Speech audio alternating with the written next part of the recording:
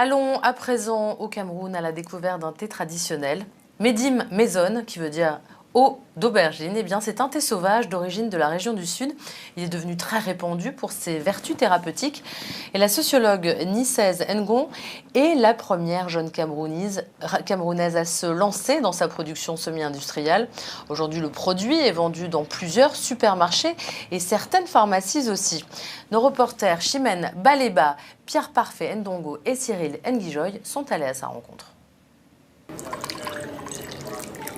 Il ne s'agit pas d'un thé vert, mais d'un thé à base d'aubergine sauvage, d'où le nom Medim Maison en langue béti.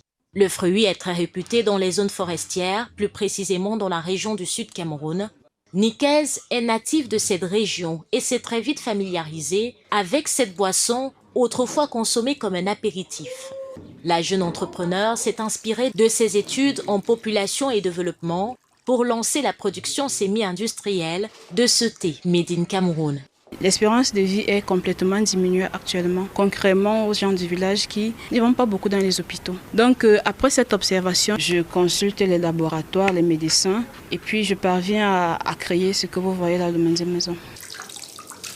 Elle le fait avec la plus grande attention. Les aubergines sont triées, lavées, puis conditionnées à une température normale durant 13 heures.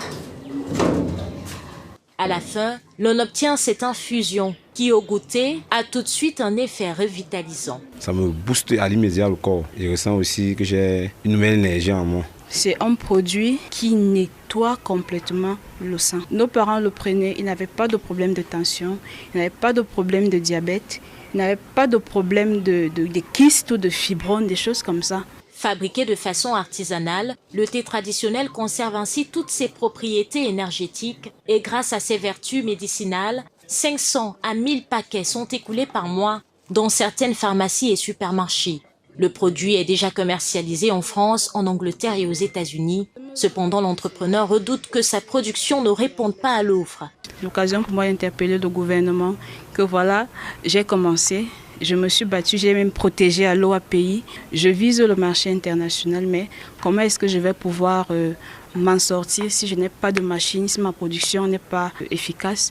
Vous n'avez pas de nom, vous n'avez pas d'argent. C'est difficile pour nous d'avoir certaines autorisations également. Si cette industrie prend du volume, elle pourrait générer des milliers d'emplois et contribuer également à l'autonomisation des femmes en zone rurale.